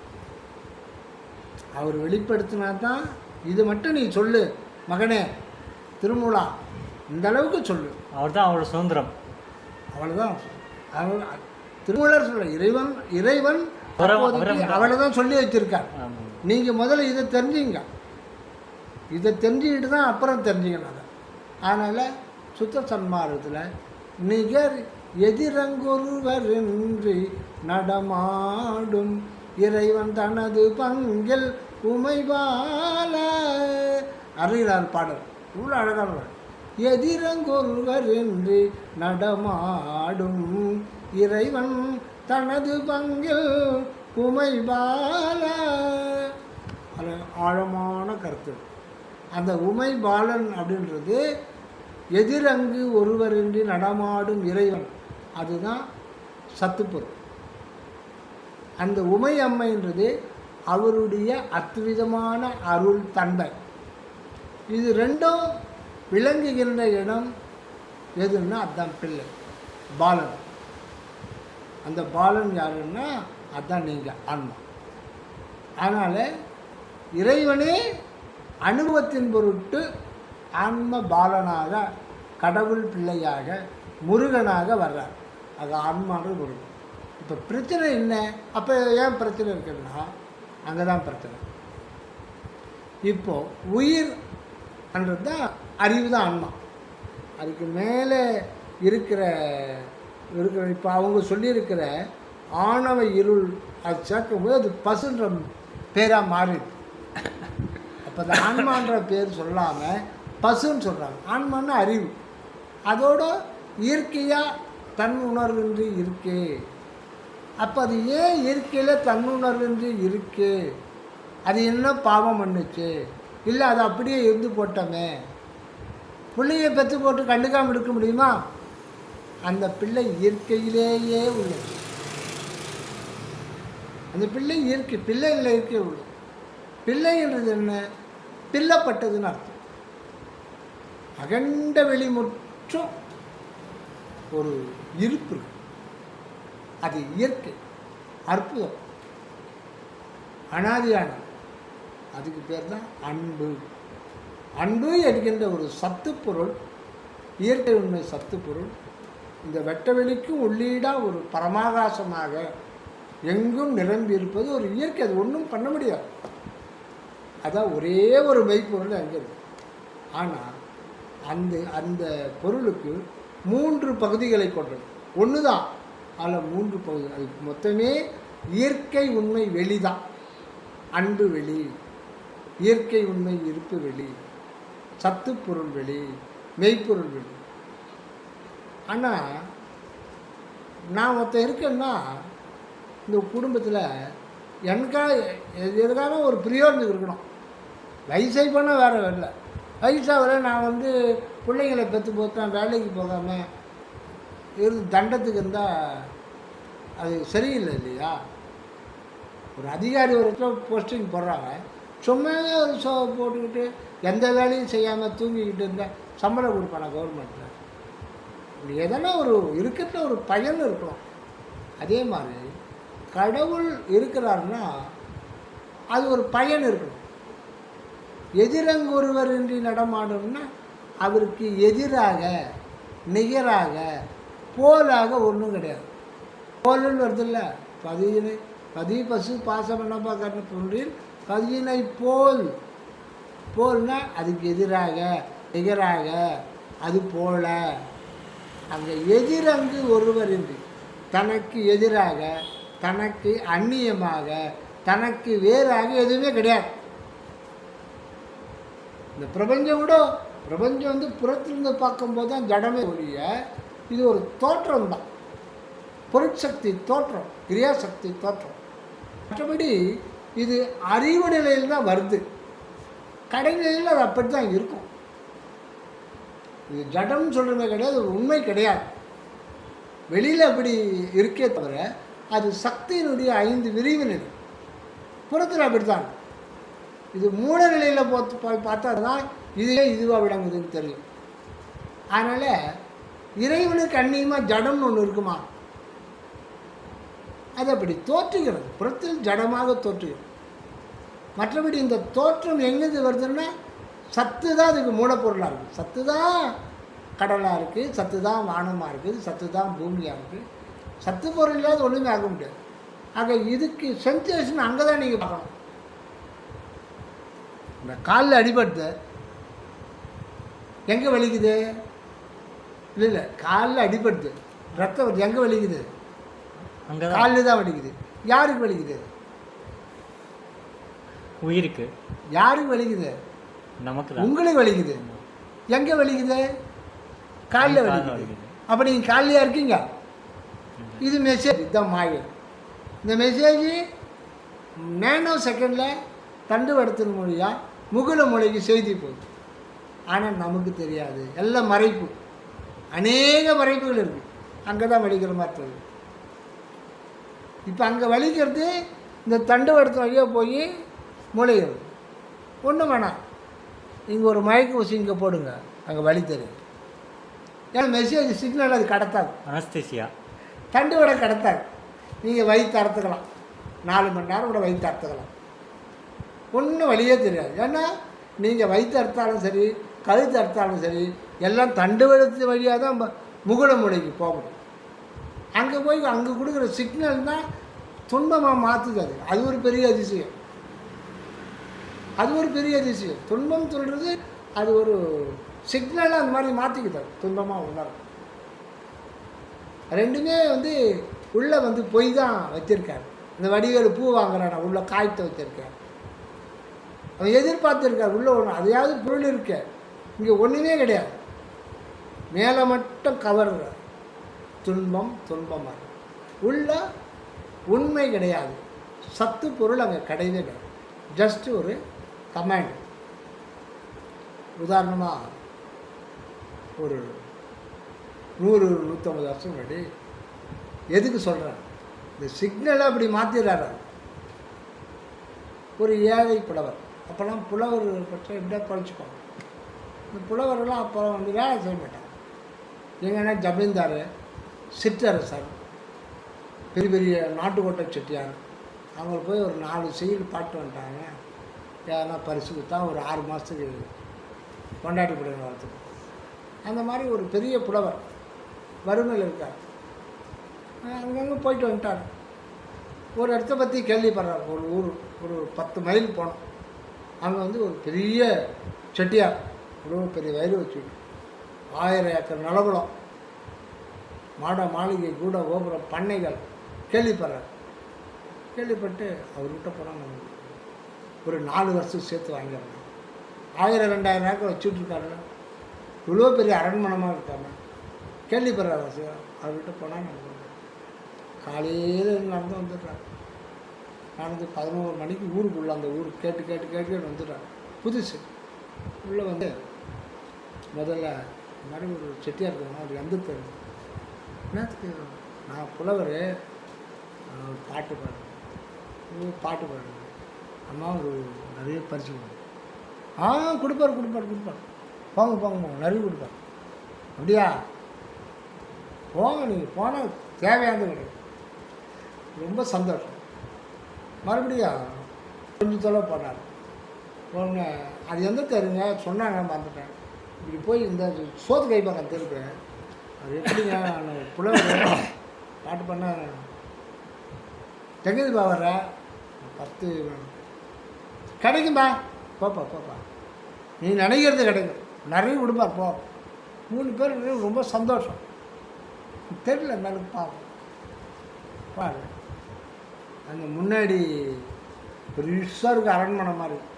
திண்ணை, அப்போல்லாம் திண்ணை தானே, பெருசாக திண்ணையில் எடுத்துக்கிட்டு காலை நட்டிக்கிட்டு வயிறு பெருசாக பெரிய தொப்பை ஒருத்தன் பக்கத்துலேயே நின்றுக்கிறான். தாம்பூலம் மடித்து கொடுக்குறான். பக்கத்தில் ஒரு வெண்கலம் டப்பரான், அதெல்லாம் எச்ச துப்புறான். இந்த வெத்தலை பாக்கு போட்டு வாய் ஃபுல்லாக சவந்து போய் சாப்பிட்டு 11 மணிக்கு சாப்பிட்டு காலை நட்டிக்கிட்டு போய் பார்க்குறாரு. யார் வேணும்? வணக்கம் சாமி, நான் ஒரு புலவர். உங்களை பற்றி பெருமையாக சொன்னாங்க. நீங்கள் பெரிய கடையை வள்ளல 8வது. சரி அதனால் உங்களை பார்த்து ஒரு தமிழில் சங்கத்தமிழில் உங்களை பற்றி புகழ்ந்து பாடினா நிறைய பரிசு கிடைக்குங்க எல்லாரும் சொன்னாங்க. அப்படியே சொன்னாங்க. சரி அப்போ பாடு பாடு. கடவுளுக்கு நிகரானவர் நீங்கள் அப்படின்னு ஒரு 4 அவருக்கு ரொம்ப சந்தோஷமாயிடுச்சு அந்த செட்டியார். வேலாயுதம் ஐயாவுக்கு இது அனுப்ப வேண்டியிருக்கு, இந்த ரெட்டை வண்டி கட்டுப்பா. கூலாயிட்டார் புலவர், ரொம்ப கூலாயிட்டார். ரெட்டை மாட்டு வண்டி கட்ட சொல்கிறேன். ஐயா இன்னொரு பாட்டு நீ பாடுவா, நீ பாட்டாதா, நீ பாடு, உனக்கு என்ன தோணுதோ அதை பாடு, நான் கேட்குறேன், அதுக்காக தான் இருக்கேன். அப்புறம் இன்னொரு பாட்டு, உங்களுடைய புகழ் 8 திசையிலும் பரவுது, உங்களை வந்து எல்லாரும் பாராட்டிட்டு இருக்காங்க அப்படின்னு சொல்லிட்டு ஒரு 4 வருஷம். அப்படியே சோம ஐயாவுக்கு ஒரு 10 மூட்டை அரிசி ஏற்றுப்பா, குரல் கொடுக்குறா உள்ள ஏற்றுப்பா. சரி, புலவருக்கு உடம்பெல்லாம் அப்படியே புல்லரிக்குது சந்தோஷம். 10 மூட்டை அரிசின்னா அப்புறம் நீ நிப்பாட்டாத பாடு, இன்னொரு பாட்டு பாடுற, அருமையாக பாட்டு, புலவர் இல்லைங்களா பாட்டு படிச்சு. டேப்பா டே ரகு, ஐயாக்கு 5 மூட்டை கேவுரு, 5 மூட்டை கம்பு ஏற்று அதோட சேர்த்து அரிசியோட சேர்த்து ஏற்று. அவன் என்ன மாட்டு வண்டி கட்ட சொன்னேன், கட்டலையாதான் ஏற்று கட்டு சீக்கிரம் ஏற்றுப்பா. அவர் போன வெயிலுக்கு முன்னாடி இவர் ஏற்ற விட்டு வந்துருங்க அவர்கிட்ட. அவருக்கு ஆனந்தத்துக்கு அளவே இல்லை, சந்தோஷம். மோர் ஏதாவது சாப்பிட்றீங்களா, மோர் கொண்டு வந்து கொடுப்பான். மோர் கொடுத்துட்டான், சாப்பிட்டான். சொல்லி பாட்டம் நீ நிப்பாட்ட பாடு.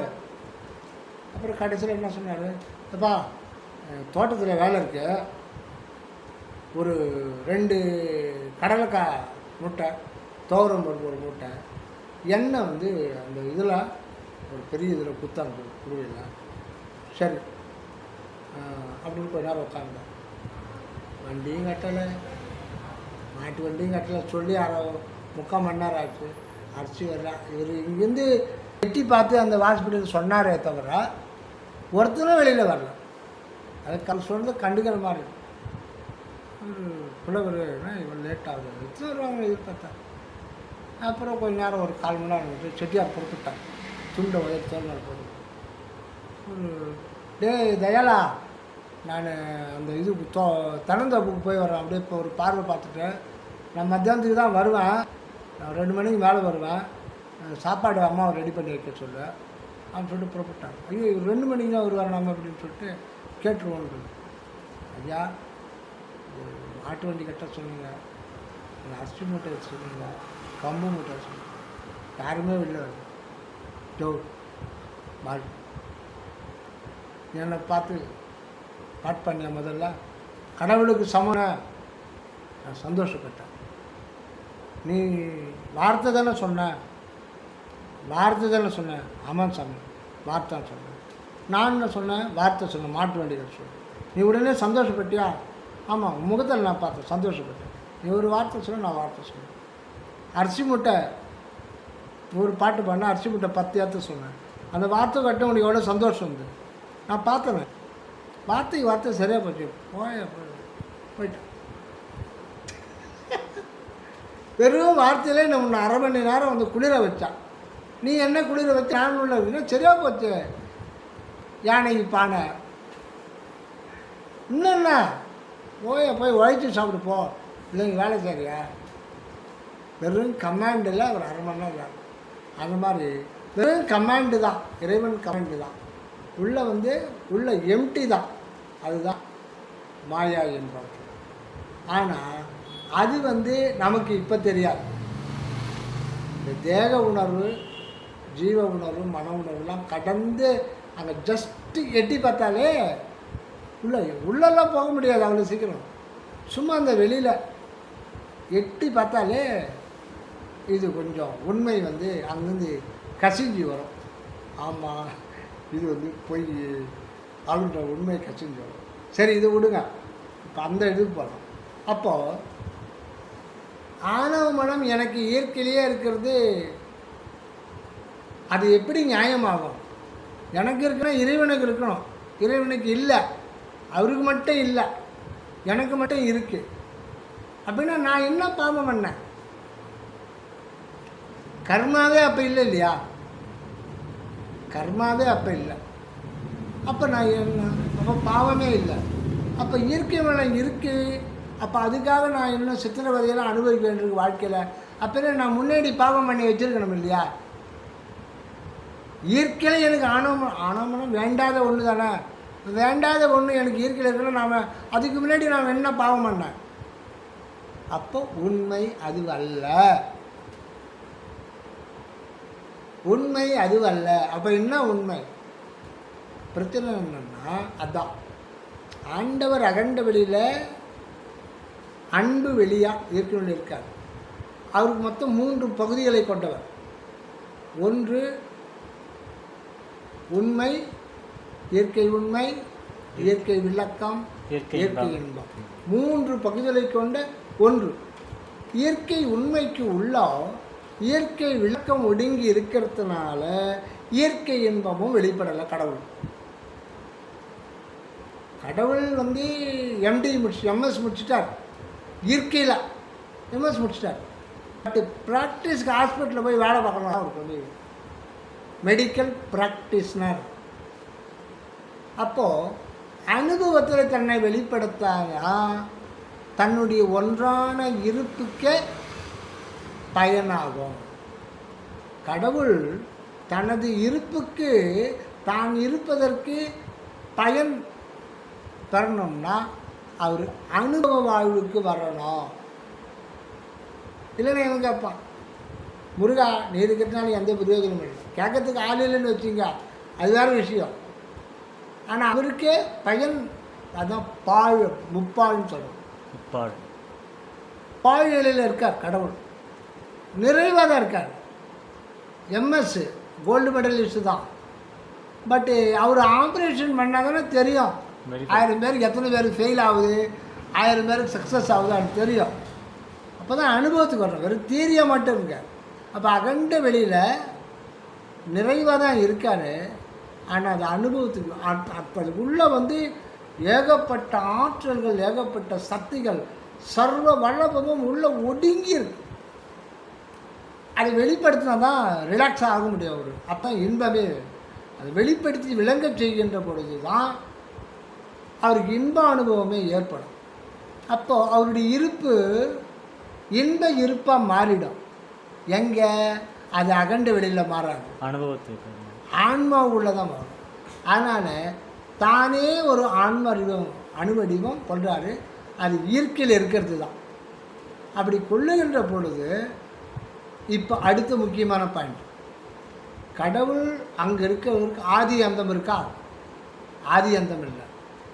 ஆனால் அவர் அனுபவத்துக்கு வரும்போது ஒரு ஆதி இருக்காங்க, ஆனால் அந்தம் கிடையாது. கடவுளே ஆனாலும் அனுபவ வாழ்னு வரும்போது அதுதான் கடவுளுக்கே விதி போலது. கடவுளுக்கே அப்படி தான் விதிக்கப்பட்டிருக்கிறது. நீ பிகினிங்கில் தான் ஸ்டார்ட் ஆகும், அதுதான் அனுபவம். நீங்கள் வந்து பிஇ முடிச்சுட்டீங்க, 1 வருஷம் வேலைகளை தேடிக்கிட்டு அப்படி இப்படி கிடைக்குன்னு 1 வருஷம் சும்மா இருந்துட்டு அப்புறம் ஒரு கம்பெனி போகிறீங்க, சர்டிஃபிகேட் பார்க்குறாங்க, 1 வருஷம் ஆகிடுச்சுங்களாங்க, இந்த 1 வருஷம் என்ன எக்ஸ்பீரியன்ஸ் உங்களுக்கு? இல்லை சார் வீட்டில் சும்மா இருக்கு. சரி நாங்கள் சொல்லி அனுப்புகிறோம் 2 வருஷம் நீங்கள் கேப் விட்டிங்கன்னா உங்களுக்கு வேலை கிடைக்கிறது ரொம்ப கஷ்டம் இல்லைங்களா? ஒருத்தர் படிச்சு 3 வருஷம் கழிச்சு போகிறோன்னா பார்ப்பாங்க, இது பார்ப்பேன் என்னென்ன கம்பெனியில் சார் ஒர்க் பண்ணிங்க எல்லாம் போகணும். இல்லை சார் எந்த எக்ஸ்பீரியன்ஸ் இல்லை.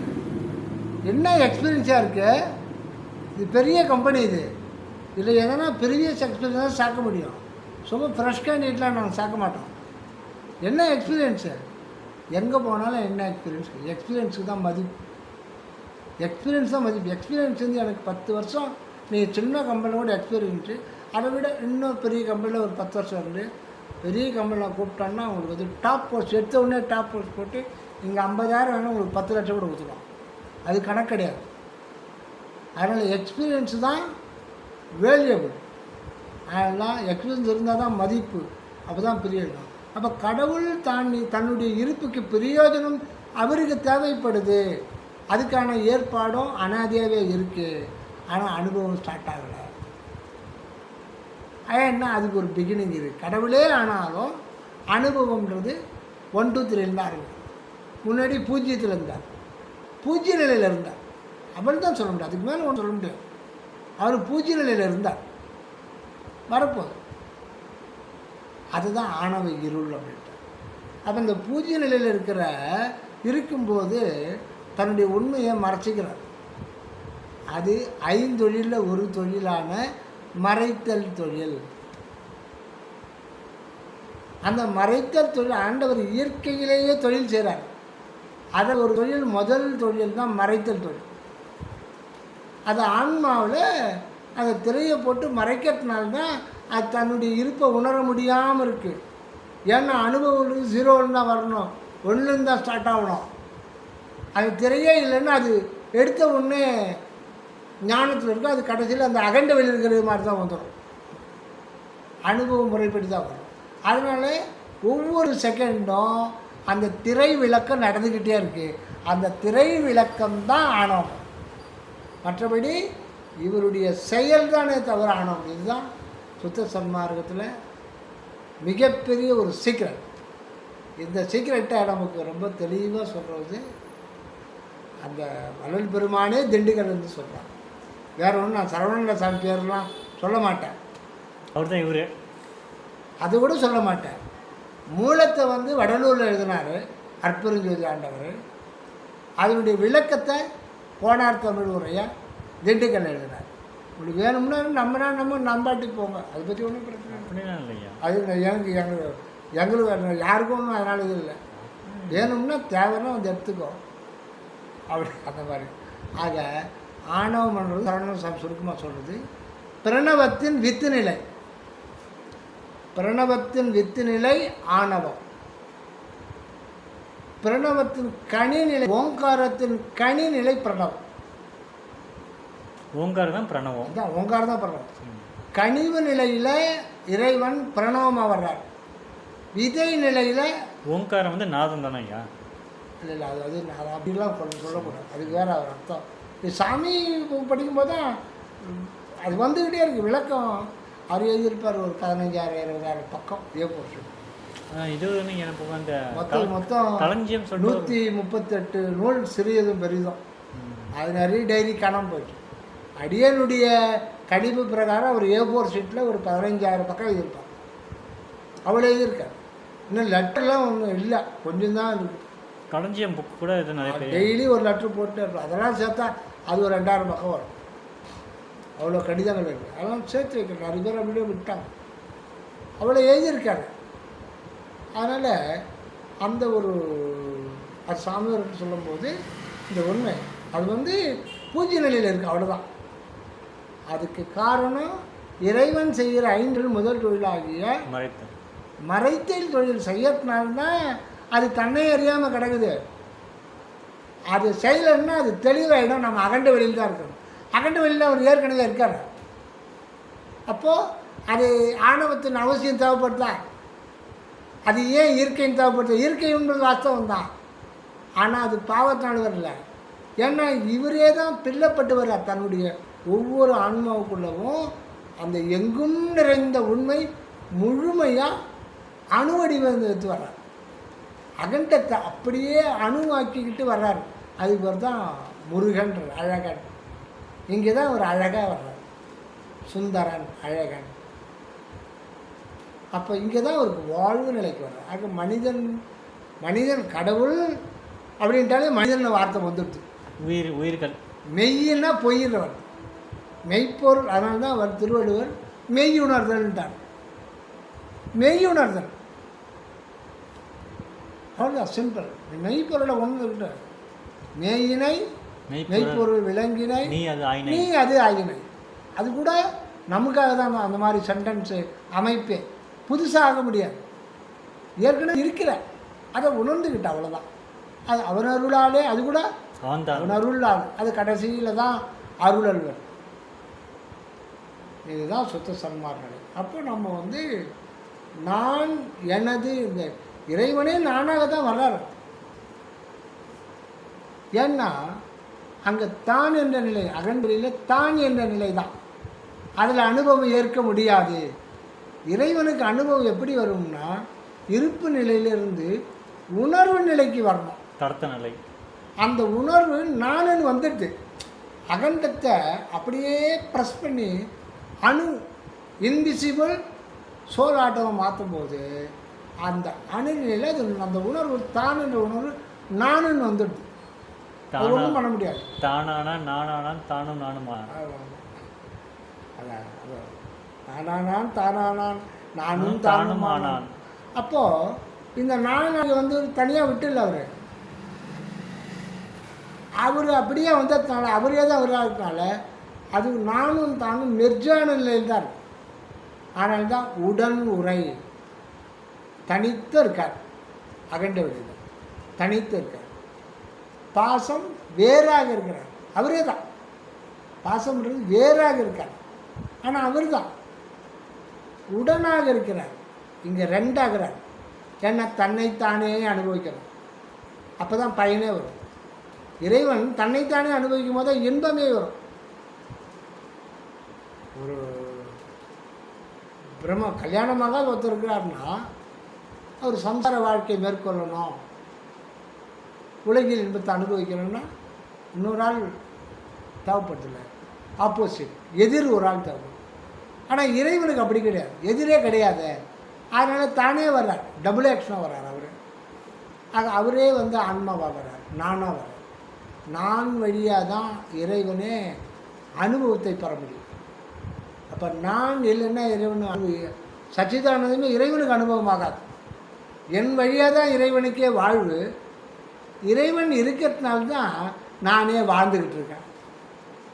இப்போ பாருங்கள், அந்த வேறுபடுத்தி பார்க்குறதுக்கு அங்கே ஒன்றும் இல்லை.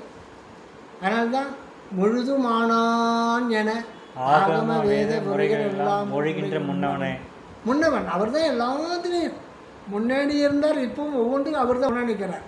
நான் நான் நான் மனமாக அதுவும் அவர் தான், தேகமாக நான், இதையும் நான் தான், நுரையீரல் எல்லாமே அவர் தான். அவருக்கு அந்நியமாக வேறு எதுவுமே இல்லை. அதுதான் ஒரு அற்புதம்.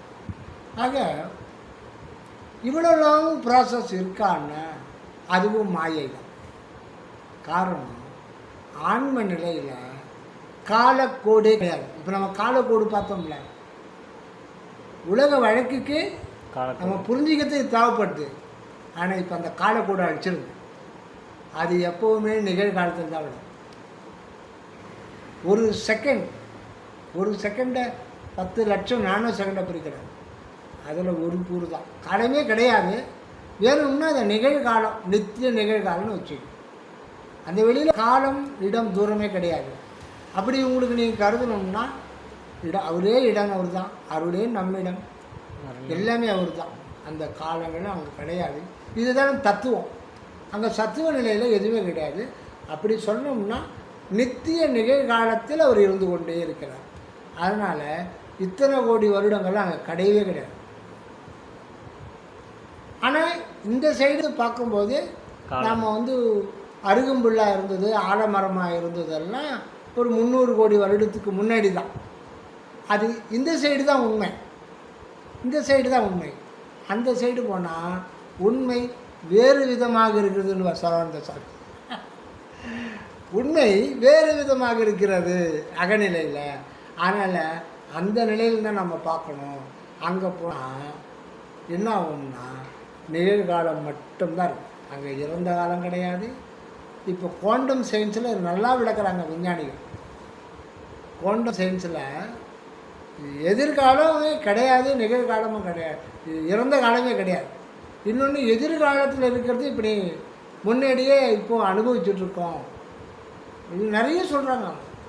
இந்த ஒன்னஸை பற்றி குவாண்டம் சயின்ஸில் பிச்சு வதறாங்க. அங்கே உள்ளே போனோமா எல்லாம் ஃபாரின்து தான்.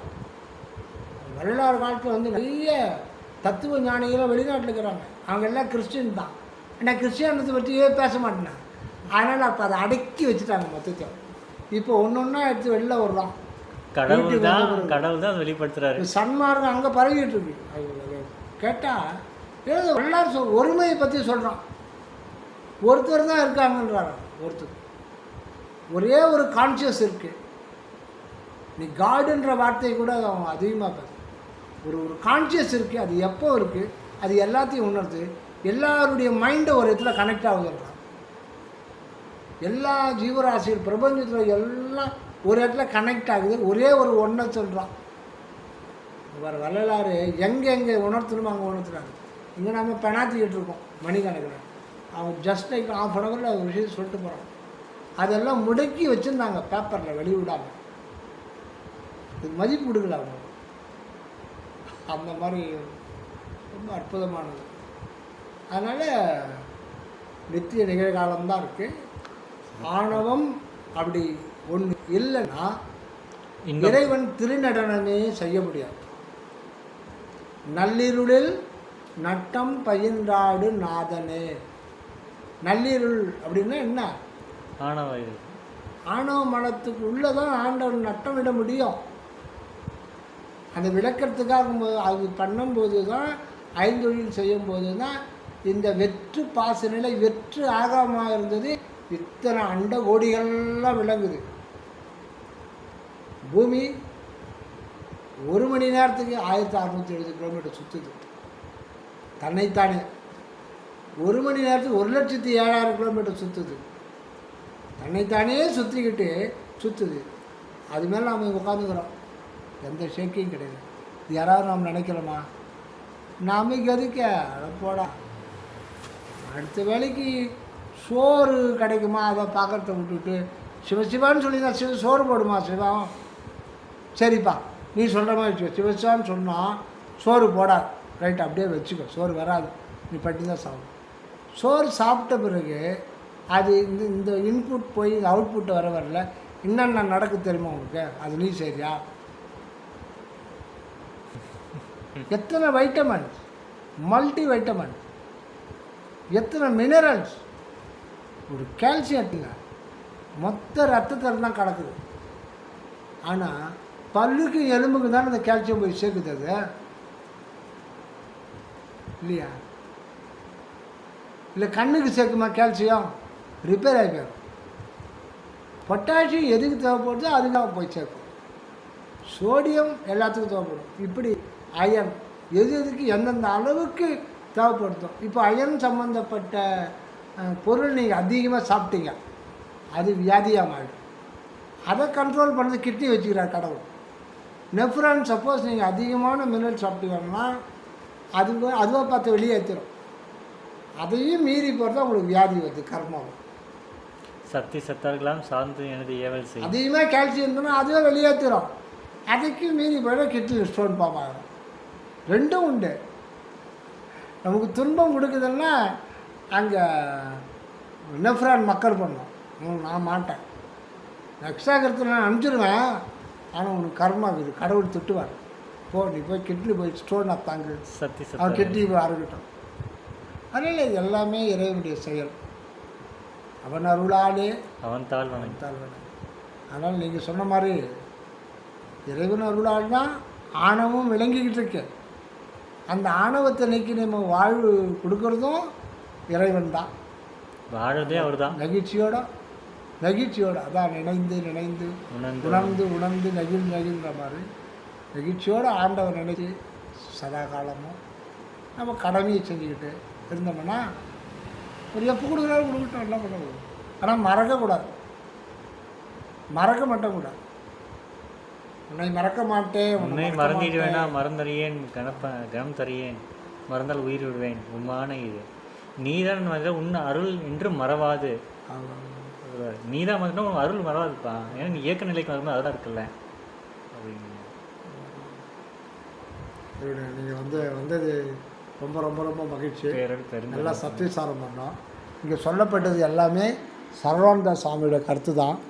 இது அடியனுக்கு அறிவு கிடையாது, அதுவும் சுத்தமாக அறிவு கிடையாது. அவருடைய கருத்து உங்களுக்கு வந்து ஷேர் பண்ணிக்கிட்டேன். அவ்வளோங்க. சாமியும் பார்த்தீங்கன்னா வள்ளலார் தான். இப்போ பார்த்தீங்கன்னா வள்ளலார் தான் வந்திருக்காரு. இப்போ